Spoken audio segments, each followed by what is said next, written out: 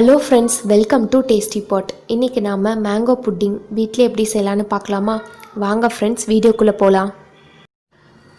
அதுக்கு முதல் ஒரு பாத்திரம் எடுத்துக்கோங்க. அந்த பாத்திரத்தில் ஒரு 1/4 லிட்டர் பால் ஊற்றிக்கோங்க. பால் பொங்க தேவையில்லை, பால் ஒரு மிதமான சூடு வந்தால் போதும்.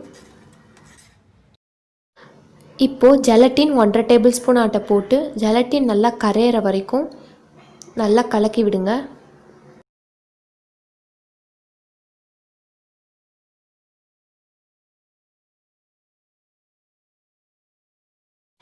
இப்போ ஜெலட்டின் நல்லா பாலில் கரைஞ்சிருச்சு. இப்போ இதில் சர்க்கரை ஒரு 2.5 டேபிள் ஸ்பூன் போட்டு இதையும் நல்லா கலரி விடுங்க. அடுப்பை லோ ஃப்ளேமில் வச்சுட்டு தான் நாம் இந்த புட்டிங்கை செய்யணுங்க.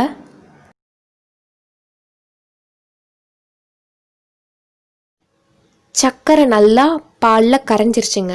இப்போது அரைத்த மாம்பழ விழுது அரைக்க புல்ல சேர்த்துக்கோங்க.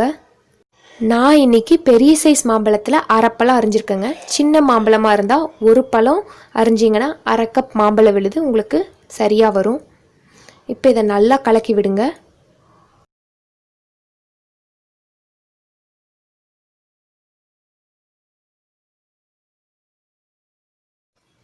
இப்போது வெண்ணிலா எசன்ஸ் ஒரு 1/4 டீஸ்பூன் இதில் சேர்த்துக்கோங்க. கடைசியாக எல்லோ ஃபுட் கலர் கொஞ்சமாக சேர்த்துக்கோங்க. இது ஆப்ஷனல் தான், உங்களுக்கு விருப்பம்னா சேர்த்துக்கலாம். இப்போ ஸ்டவ்வை ஆஃப் பண்ணிட்டு இதை கொஞ்ச நேரம் ஆற வச்சுருங்க.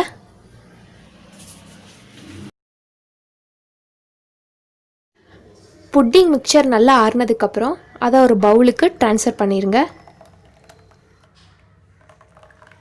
இப்போ இதை ஃப்ரிட்ஜில் 2 மணி நேரம் போல் வச்சுருங்க.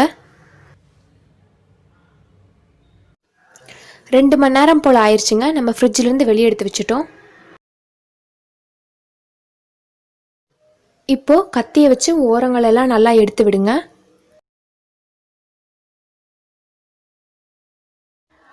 அவ்வளோதாங்க, நம்ம மேங்கோ புட்டிங் தயாராகிடுச்சு. இந்த புட்டிங்கை ஒரு பிளேட்டில் ட்ரான்ஸ்ஃபர் பண்ணிடலாம். இந்த புட்டிங்கை நீங்களும் உங்கள் வீட்டில் ட்ரை பண்ணி பார்த்துட்டு எப்படி இருக்குன்னு கமெண்ட் பண்ணுங்கள். Thank you friends.